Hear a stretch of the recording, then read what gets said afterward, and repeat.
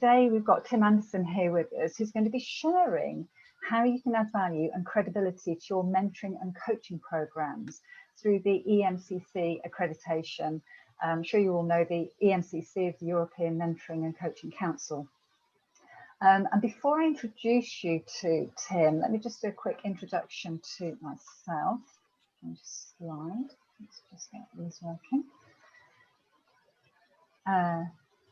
Before we get to that, actually, as I was saying before, just check that you're on mute and then the quality of the recording's better. You might like to change your settings to speaker view and then you just see Tim when Tim's talking. We've got the chat box there, so if you've got any questions or comments, pop them in the chat box and we'll keep an eye on those. As I said, we're recording this and we've got some special offers from the Institute and from us at the end of the webinar, and I'll send those out along with the recording after the session. Might not be directly after the session. So let me introduce myself. I'm Helen Isaac. I'm the founder of the Trusted Coach Directory. As I'm sure you know, coaching is an unregulated industry, an ever-expanding industry, and there are a lot of people out there calling themselves a coach, which is really frustrating for those of us, and probably you, who spend a lot of time training, a lot of time and money training to be a coach and continue with your CPD and your coaching supervision. So I was just really frustrated by all these people saying they were a coach. And I found that organisations were finding it difficult to find a verified top quality coach who was trained and had all the right credentials, and that's why I set up this platform. All our coaches, of which we've got about 100 or so, all our listed coaches, they're qualified, they have their regular supervision, they have at least 500 formal coaching hours experience, they're a member of a professional coaching body, they have insurance, they have great references. So if you are looking for a coach or a coach supervisor, a team coach, come talk to me and I can signpost you to one of our coaches. Now, let me introduce you to Tim. We've got Tim Anderson here with us today. Now you can see there's all sorts of qualifications down here, so you can see what qualification Tim has got. He's also, as well as being a very highly qualified coach, he's also a coach supervisor and a chartered manager, and he also holds a degree in professional consulting. And Tim has combined coaching with management and leadership development, and he regularly supports senior managers to take their next step upwards in their career. And Tim works with individuals within organisations to challenge the norm and then prepare and manage the required change. So Tim might tell you a bit more about himself, and I'm going to hand over to Tim now. If I can just ask whoever's just come in, if you don't mind just muting. I've got somebody on the phone there. Tim, I'm going to hand over to you. You ready? Yeah, hi, hello everybody. There's some familiar faces there and it's great to see you all, and some new faces. And one of the things that I love about coaching is that I'm meeting new people all the time. But what I'd just like to do before we kick off is just give ourselves permission to be in the room. We've all got busy lives, we've all got things we've probably rushed into and things we've got to rush off to.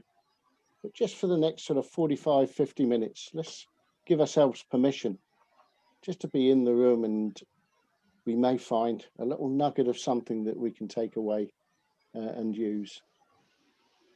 Why should I give you permission to do that? No particular reason, but I just would like to give permission if those that think they might need that. So just take a couple of deep breaths, close your eyes, forget about what's been going on this morning. Just give permission to be in the room.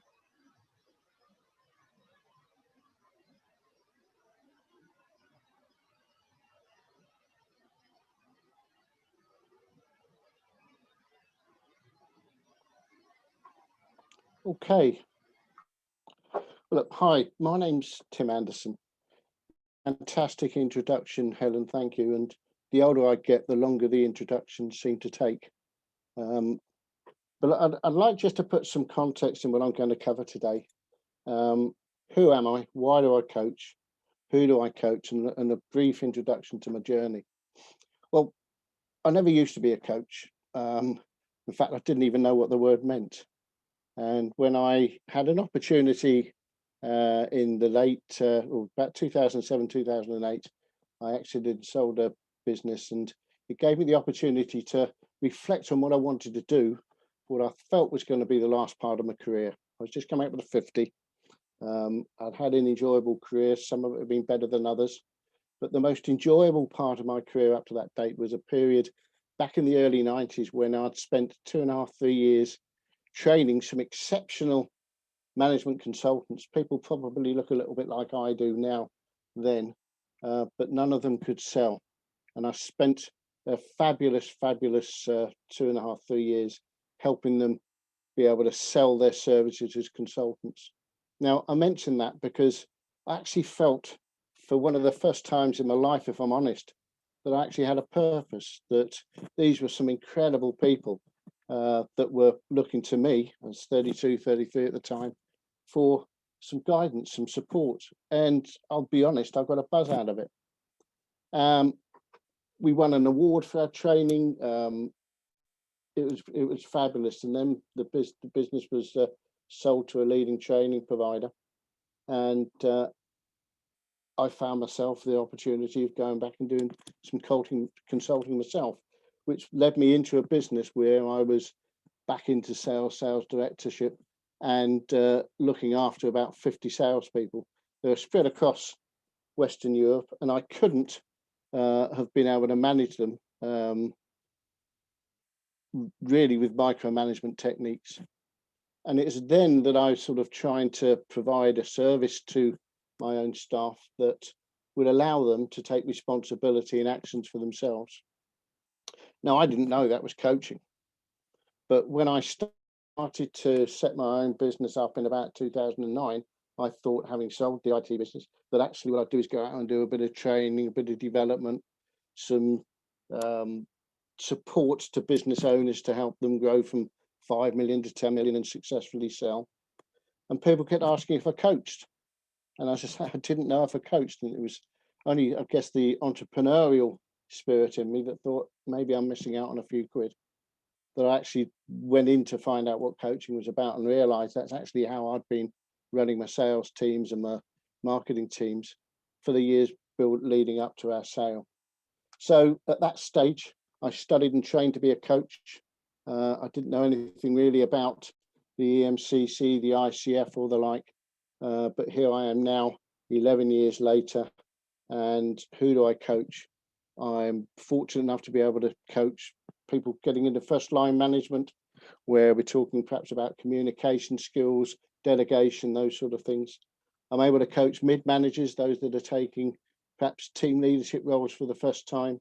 I'm able to coach people that are moving from operational management into strategic level roles, and CEOs that actually need no skills-based or support, whatever. It's just helping remove the complexities that are around them, the noise and interference that stop getting them to be the best.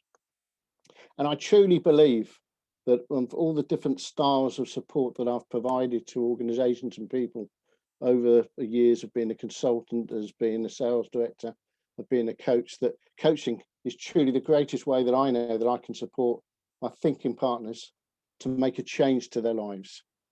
And I've been inspired by being able to support people do that, and also that people have helped me as a coachee to also achieve some of the things that I'd like to achieve. So that's a bit about me. What I'd like to do is run a quick poll, Helen, if we could, just to understand who we have in the audience, and so I can think about what context would be right for me to present. I'll just take a couple of moments for you just to think where you may sit in these roles.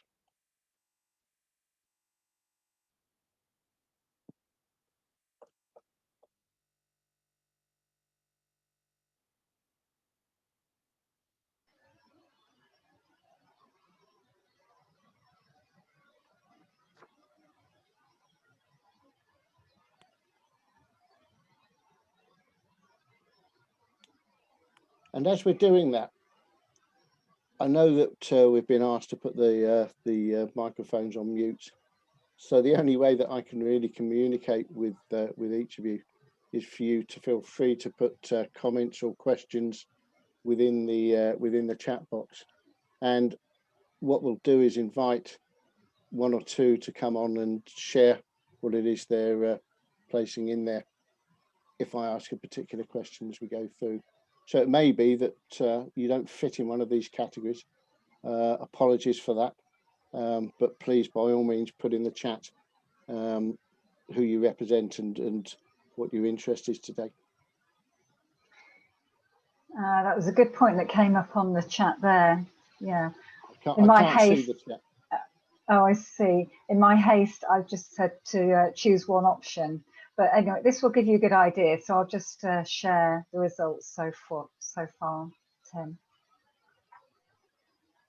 Okay. So apologies for the rush for that. And if you fit in 2 or 3 categories, brilliant, because I think we all do. We don't just come with one string to our bow. But it will be also interesting just to see 1 or 2 comments drift in about what you'd really like to get from today. What was the interest within the topic? So if we close that off, Helen, that gives us a bit of context there, I guess. So now what I've got to try and do, could you pass me over the access to the screen? Yeah, Tim, you should just be able to move your slides. There you go. I've got that. So, coaching practitioners challenge. I've shared with you a bit about the background, how I got into coaching, but why do I stay in coaching? Well, to me, coaching is very much a one-to-one relationship. It gives me the opportunity to work and support clients. It gives me the opportunity to make clients happy. It gives me a purpose. It not only gives me a purpose, but it gives me a purpose that I can see has lasted 10 years to date, and I can see lasting going forward. I don't have an ambition to retire particularly. I think the stars or the topics that I may coach on may change, but very much as a practitioner, my ability to be able to have these one-to-one conversations it stimulates and gives me so much more. In fact, it's almost unfair, I feel sometimes, when I'm coaching others and charging others, that actually consider maybe I get more out of it than them. I'm not sure. But those challenges are different to what the organization faces. And I'm interested to hear, if I move that around, organizational challenges. What are people that are in this room that have responsibility for organizational coaching? What are the challenges that you're facing? Because I understand they'll be different from the actual coach. First and foremost, as a coach is one-to-one, the organization has a challenge perhaps to be able to coach one-to-many. So I wonder if there's 1 or 2 of you that have put that you're looking after coaching programs or responsible for coaching in your organizations. If you could perhaps just share a couple of your thoughts with us.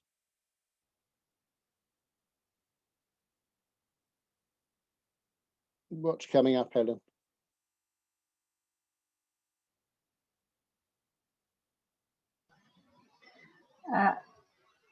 So I'm just going to go from the sort of the most recent. Lorraine's saying she's keen to know the benefits. They run ILM level 3 and level 5 programs, and want to know how they think or link possibly to the EMCC. Southern is saying challenging an organisation is to think more broadly based on stakeholders' perspective. Richard is saying he's a micro business owner, he's a qualified consultant, executive coach and mentor, and since the collapse of the ISQC, he's keen to align to a coaching organisation.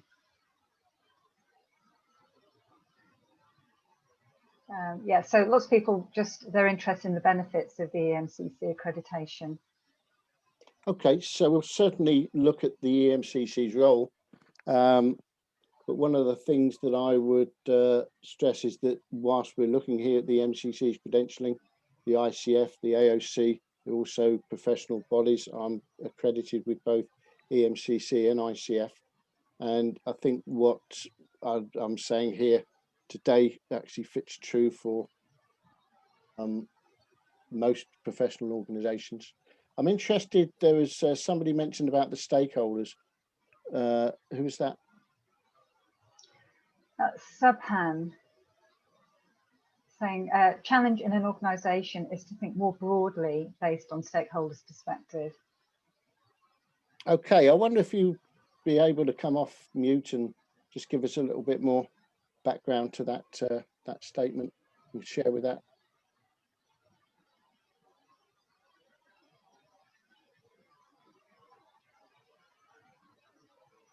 Yeah, thanks.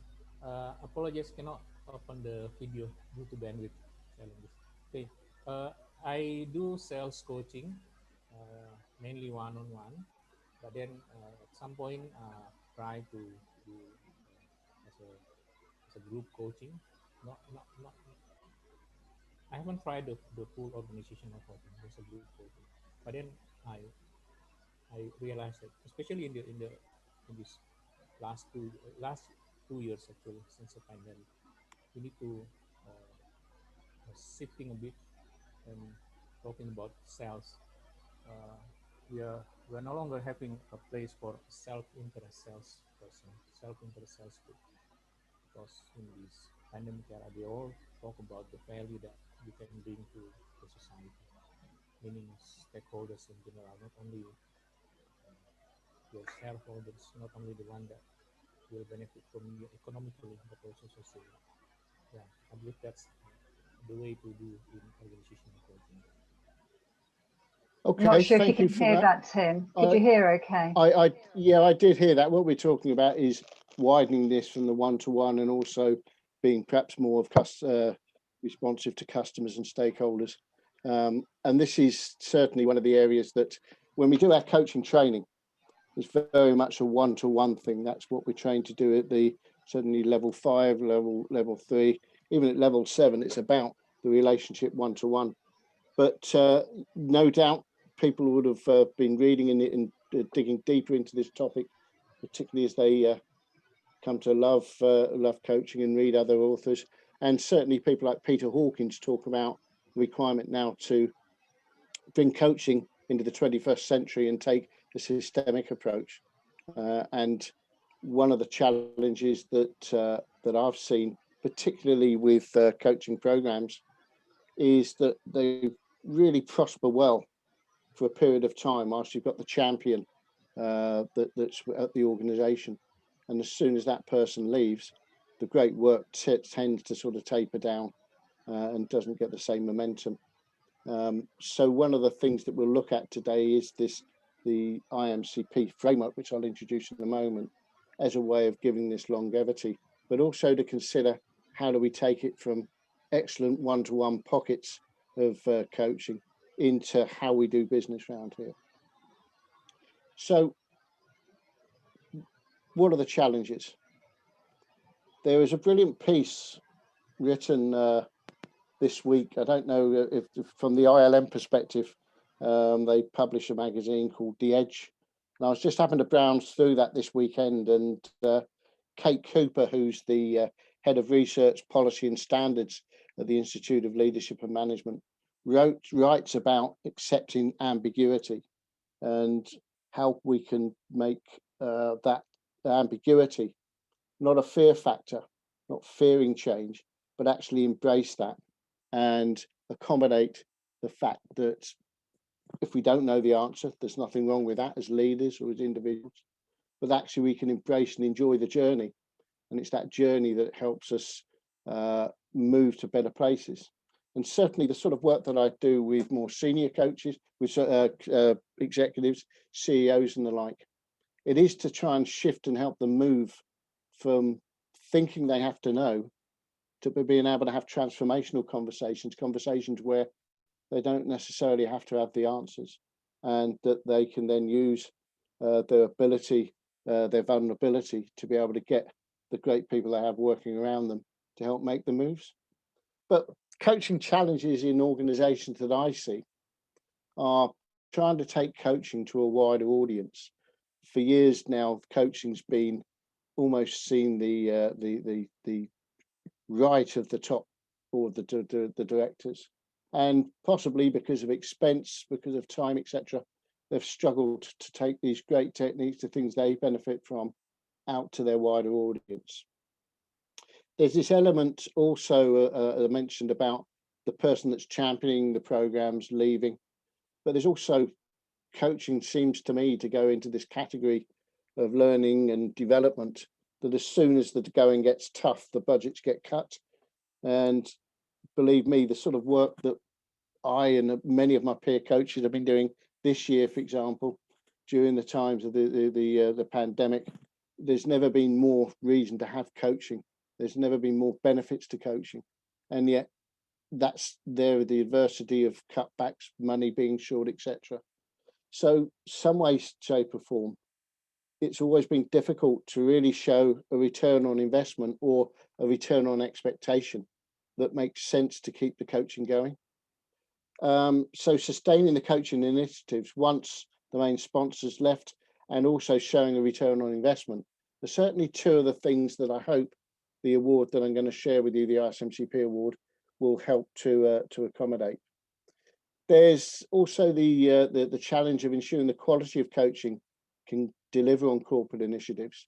Quite often what we've seen in pockets of coaching in organizations are people just choosing their own coach. There's nothing wrong with that. They could be getting great value for money. They could be getting great service. But actually, how does that fit in to the overall requirements of the organization that may be sponsoring or providing the funds for the coaching? And matching coaching and mentoring programs to 2 to 3 key business drivers. The purpose, the value of the coaching sometimes loses track. And yet, if we can get some of these right, we can really start to show great movements in coaching, great advances. There's the other things that the business owners, the boards start to have to accommodate in this really ambiguous and volatile world. So how do we affect the political status? What about the social topics, technology? The personal conversation for leaders is something that challenges, and sometimes coaching in pockets loses touch with. And so all of these things I see are challenges of the HR leaders to try and deliver on, of their business owners to try and deliver on. And yet when I've seen coaching work, when coaching really comes to its forefront, it can deliver and support many of these things. So if we get it right, the sort of things that I've seen over the last 10 years are organizations select and recruit better individuals, the right individuals. They take the time more in how to train and develop, faster onboarding, getting people up to peak performance. Retention is improved. Training and development leads to change. Many of you will be familiar with the 70-20-10 philosophy of training, where traditional training is really concentrated on the information, the 10%. But actually, the key to good training and development is how do we take it from the written page and get people to apply it and try it. That's the 20%. Once they've tried it and it becomes authentic, how can they then make that the way they do business, the 70%, embed it in what we do?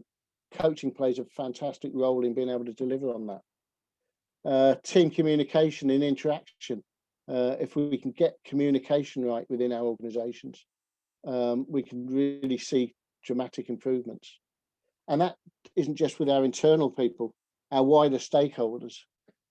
Our interactions between our stakeholders improve, and we can show how we're delivering these things. So coaching can really truly deliver some great changes if we can get that right. So again, I'd be interested to see if there's any comments on what I've said so far, whether people can recognise some of those challenges, whether there's others I've missed that may be of interest to share with the audience. So perhaps if a couple of ideas that are coming up there. Yeah, not a huge amount. I think just a couple of comments saying that they're really keen to focus on the benefits of accreditation. I think we all know the benefits of coaching. Okay, so let me take you to a bit of theory here, and then I'll come into the value of this particular accreditation. I was looking for a way of being able to see how we could have impact within an organisation. This came from some work I was doing with an organisation where there were bits and pieces of coaching going on. It took a lot of work and energy to keep the second and third and fourth round of coaching going of people we were training. And so I was looking for a way of seeing how we can create a coaching culture, and came across this from, it's about 2012, this was published, Making Coaching Work from Clutterbuck and Megginson. And they talk about, within the theory and the research they did, was looking at how coaching shows up in an organisation. And they put their themes into 4 categories: nascent, tactical, strategic, and embedded. I'll just give some brief explanation of what they mean by these. So nascent is an organisation which shows little or no commitment to creating a coaching culture, but there is some coaching that happens, pockets of coaching with perhaps in frequency, no guarantee on the quality, but there is coaching that happens. The second category they came across were those that were organisations that recognise the value of establishing coaching, but there was little understanding of what that means and what was involved in that. More often than not, this is where we see the coaching being pushed off to HR as an HR function rather than an organisational function. But there's bits and snippets of coaching going on, and some measure of success.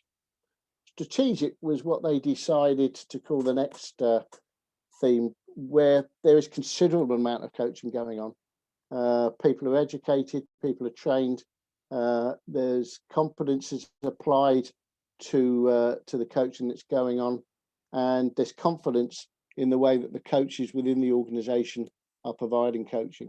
So this is where we start to see and evidence why credentialing begins to become important, because we can start putting some consistency, and if we want consistency, we need to measure that back on something. And then in the embedded stage, this is how we do business around here. This is where both formal and informal coaching takes place, where managers, line managers use coaching as their favoured management method, and that coaching, as I say, is how we do business. And they put together these 6 elements that should be in place, starting with coaching linked to business drivers. This becomes important because this gives the foundation of why we should have coaching, how we get the money to do coaching, how we get the money to train and develop people within being excellent coaches within those organizations. They also suggest that being a coach is encouraged, or being a coachee rather is encouraged, so that coaching isn't looked at as being sent to coaching or being on the naughty step, that it's actually a most favorable and great way of enhancing abilities and skills. That there's elements, people provide coach training so that our coaches are not just trained to be credentialed, but start to operate continual professional development to become even sharper at coaching. That they're recognised as part of the coaching process. The topics are taken wider than just one-to-one, that they start to address the systemic opportunities in the business, and that the coach journey, the move towards coaching, is managed. So how do we do that? I'm going to share a couple of examples to begin to set the scene here. So what do we mean by coaching being set to key drivers? Well, this is taken from British Heart Foundation. I've been privileged to do some work with them. But if you just look on their 2030 mission, on their 2030 vision for the British Heart Foundation, this is based on 3 or 4 key areas where they're going to fund research to save and improve lives, work with patients, grow and support income, and develop the people by striving for excellence. And so if we dug down into the strive for excellence, we see there are key 3 drivers. And so what we find now is as people are getting coached, as people are going through their training and development, as people are just operating, they link that back to these drivers.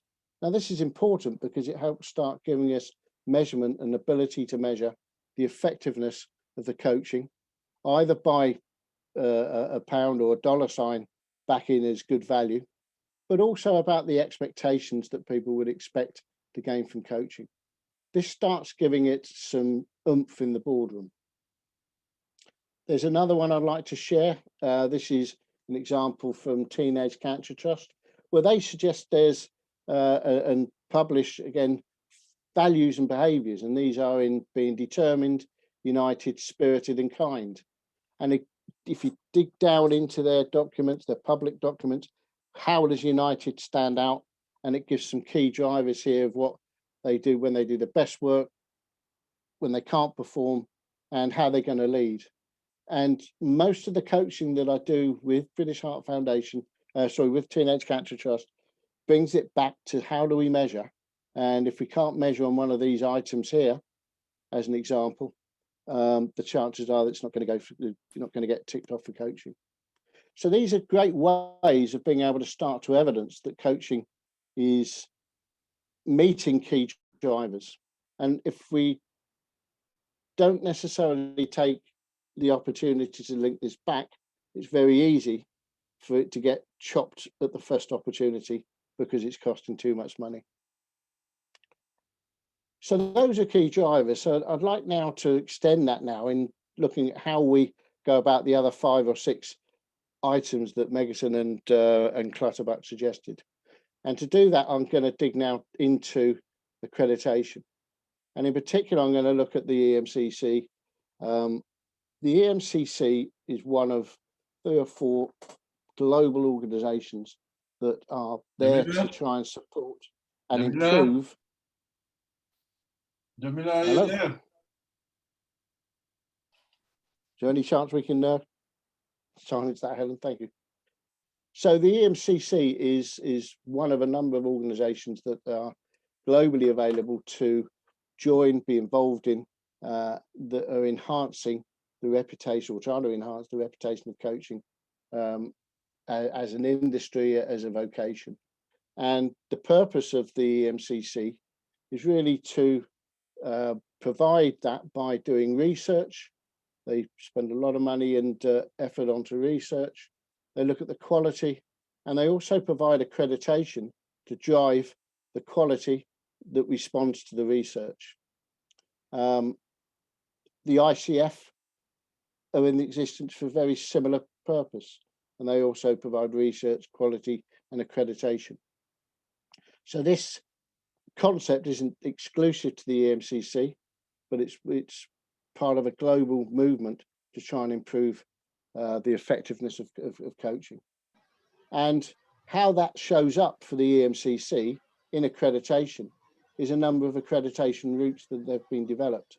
And each one of these is based also on a performance criteria based round. So up here in the first one, the EIA is the EMCC's individual accreditation. This is the European Individual Accreditation Award. I work as a practitioner. There's advanced practitioner and master practitioner. These are credentials that someone could work to. And how do the ILM level 3 and 5 link up? Great question. But in short, the way that the ILM level 3, 5 and 7 works is that it's asking for quite a lot of reflective practice. It's looking for support by way of supervision, etc. within the credentialing, and that matches incredibly closely to the EMCC's criteria for coaches. So if someone were getting their level 3, 5 or 7 awards from ILM, the chances are they're going a great deal towards being able to apply also for the EMCC's EIA Accreditation Award. The second award there, the European Quality Award, is given to training organisations that train coaches, so that if you're signing up for training, that you could see that they have been approved, that were following the EMCC's accreditation and credentialing process. They've got the same for supervisors and for organisations that train supervisors. For those of you here at 6 and 7 that are managing programs, there's an accreditation for individuals that are program managers, and there are also awards for program manager quality awards.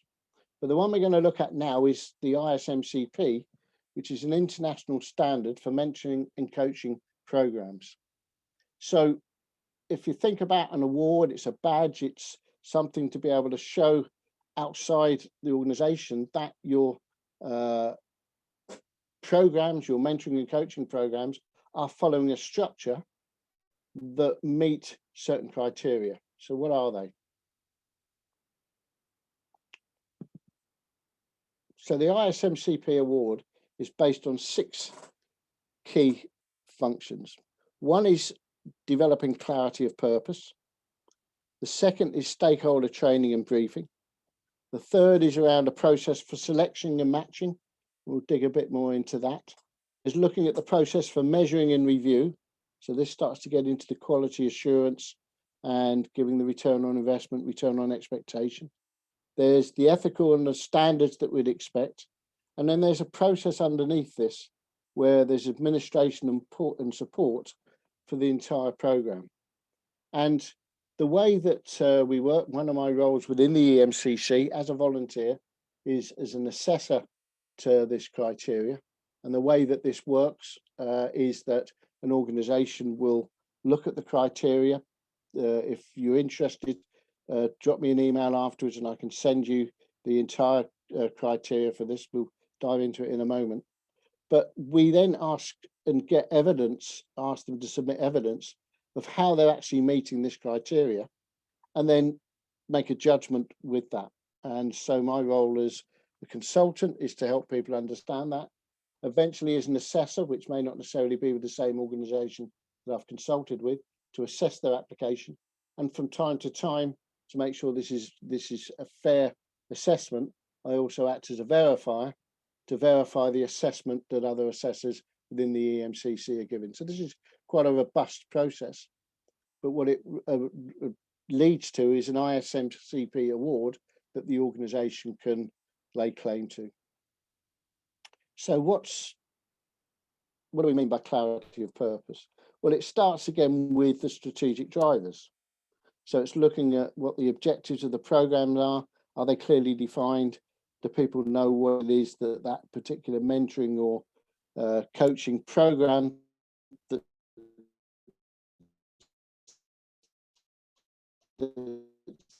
there is set out to do? What are the intended outcomes of learning? I look for examples of evidence that this goes on, or if we're in a consultative role, give examples of how that might look like and how the organisation might go about start measuring and putting in clarity of purpose. Stakeholder training and briefing. This isn't just the coaches being or mentors being trained. This is also getting the message out there. So to the stakeholders, to the people that are going to be coached, to the people that are going to be mentored, the people may want to send people onto coaching or mentoring. Do they really understand what it is that the benefits and the values of the interaction? Are we aware of the skills? And again, this starts coming into the credentialing. If we can be aware of the full range of skills and how that applies, then we can start to forge greater coaching, greater mentoring, a more effective coaching and mentoring within our organizations. Selection and matching. How do we go about making sure that the right person's being mentored or coached by the right person? What about if they fall out? Is there a divorce process? Is there a way of reassigning somebody that's had a less than successful coaching intervention with somebody that can pick up the pieces? All of these should be implicit and available within the programs that we're running as an organization. The measurement and the review of that. How's that being met? How do we do this without breaching confidentiality? How can we show that a person's improved? How can we show that that's actually linked up and making them better within the business? Then into matching these with making sure the roles and responsibilities are clearly defined. The program do all adhere to the guidelines that we've set internally as what our expectations are. And again, we can manage any conflicts or misdemeanors between these.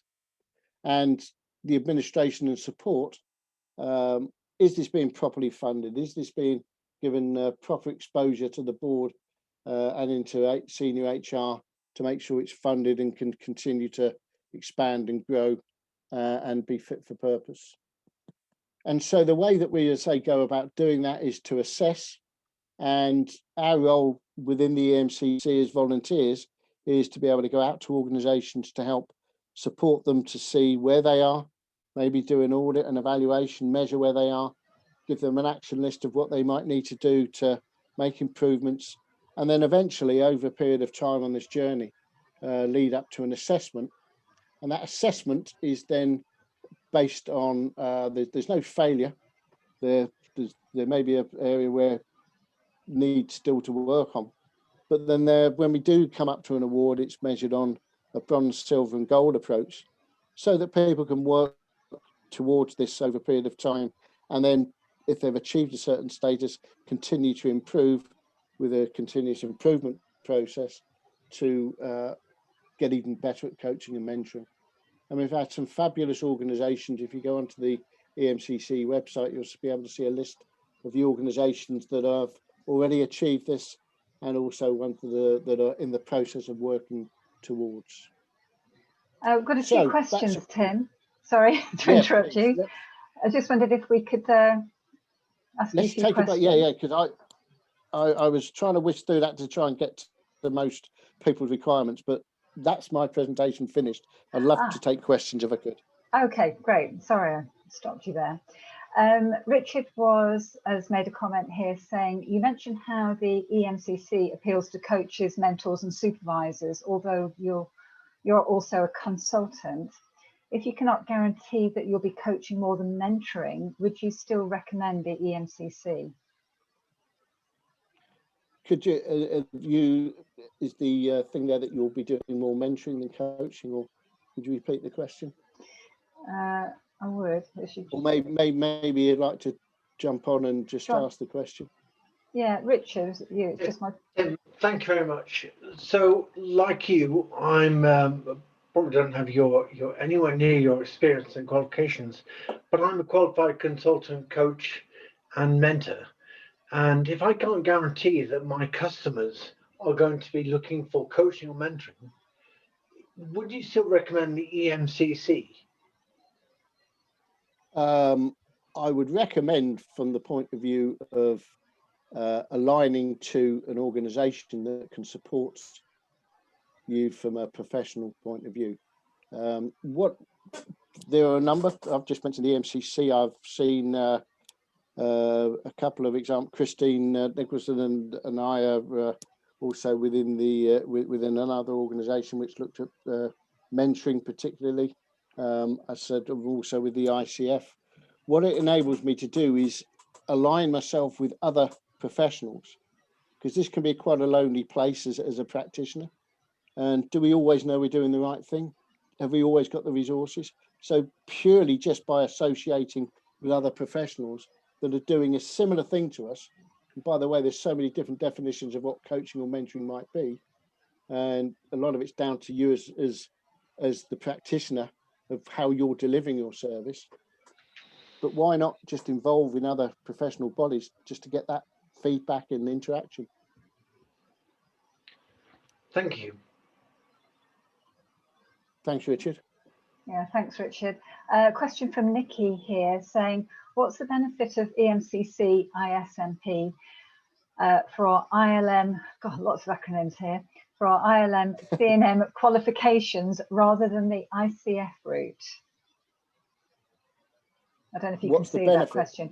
Yeah, what's the benefit of the EMCC accreditation that you've just been talking about for the ILM coaching and mentoring qualifications rather than going to the ICF? So the ISMCP isn't for individuals, it's for an organisation. Right. The easiest way to explain it, this isn't quite correct, I'm going to get people saying, no, it's nothing like this. But if you can think of investors in people, there's a badge of how we invest in people. The ISMCP is a similar badge, but for your mentoring and coaching process. What you refer to with being credentialed for EIA, the European Individual Association with the EMCC, or ICF, whether it be ACC, PCC, or MCC, again, loads more acronyms there, or the ILM's level 3, 5, or 7 credentialing, are for individual awards. So if you're looking for an individual qualification, the ILM and the CMI, for that matter, are qualifications where you can study and get to understand it. But all of them are just base platforms. They're what you, if you're not up to that level, you aspire to reach. But when we reach those, from our commitment to continual professional development, our commitment as an ICF accredited coach or an EMCC accredited coach is that we're going to continue professional development. Your ILM accreditation, if you achieve that, when I achieved mine, it's there forever. I've got my certificate. Does that mean I'm still a good coach? My ICF and my EMCC credentials are only there for 3 years, and therefore I have to continually professionally develop to retain those credentials. Actually, Nikki was hoping she could ask you a bit further. Please, Nikki. Hi, Tim. Thank you for answering my question.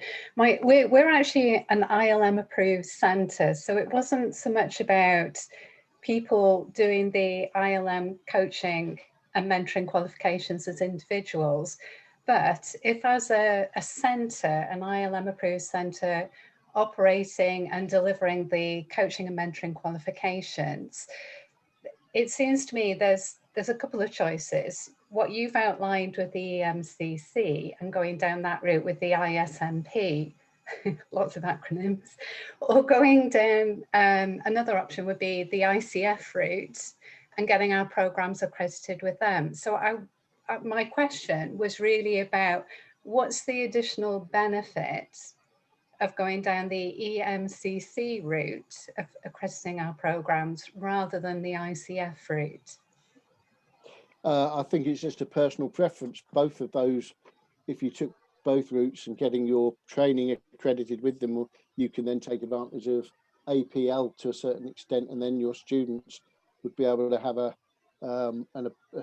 shortcut route's the wrong term, but it would be an easier route than starting from scratch, because they'd have already evidenced a number of hours worth of coaching by the very fact of them going through the ILM programs. Certainly when I was going through them, I think they're still the same, is you've got to get so many hours worth of coaching or mentoring and under supervision, etc. So you're evidencing that. But that's exactly the same process that's required for the ICF or the EMCC, so the students could use that as prior learning. For you as a centre, both are favourable. Both would be favourable because it'll enable you commercially to acquire individuals that are looking to become coaches, but also have a link of acknowledged prior learning into one of those supporting bodies. Which one's the best is a matter of I subscribe to both of them, and the reason why I subscribe to both of them, if we're looking for a reason, is that EMCC, I didn't know either of them, but by the way, before I started my qualifications, the first one I read about was EMCC, so I joined EMCC, and that's been quite useful for me. The ICF, because I coach internationally now, has got a wider bit, and most overseas organisations rather than the EMCC are asking me for ICF credentialing. But that was just a personal choice. I don't think there's a better or worse scenario. Thank you. That's really helpful. Thanks. Thanks for the question, Nikki. Couple of other questions. Important one from Aidan. What are the costs involved? And following on from that, typically how long is it taking an organisation to seek accreditation? Costs, if you were talking about the costs to the EMCC, if you apply to the EMCC, they'll pass the costs. It's basically the cost of the assessment. The time factor depends on how sophisticated your coaching program is when you first do an assessment.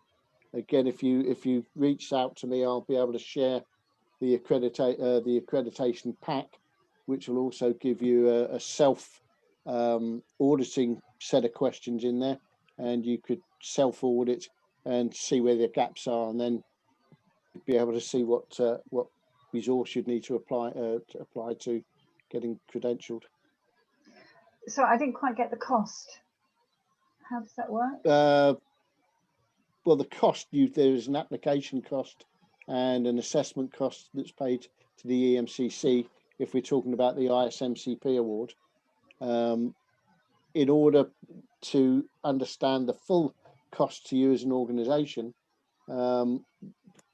it really depends where you are at the moment, I guess, on your journey. But the cost to the EMCC is, I think it's around about £1,200, but it may have changed.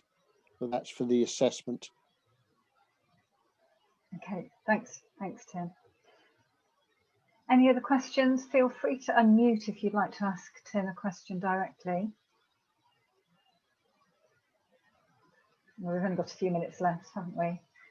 Okay, so just really wrapping up, it's been a 100-mile-an-hour presentation about credentialing, and I was particularly looking at the ISMCP award to introduce. There's obviously a great deal of interest on credentialing generally and the values of that, which again, I'd be happy to talk about on a one-to-one basis, and if somebody wants to drop an email, happy to talk that through. Ultimately, it's a personal choice where somebody goes to the EMCC or ICF, I guess. But from a standard point of view, from the organisational point of view, the ISMCP award, irrespective of the badge that it carries with it, as a process, I've seen working incredibly successfully for people to get sustained value for money for their coaching programs, and particularly when costs are getting cut, it gives you evidence to be able to continue with that coaching program, which is normally the area, particularly in training and development, that first gets cut when the going gets tough. So please reach out if anybody's got an organisation that's interested. Reach out, and in my capacity as EMCC,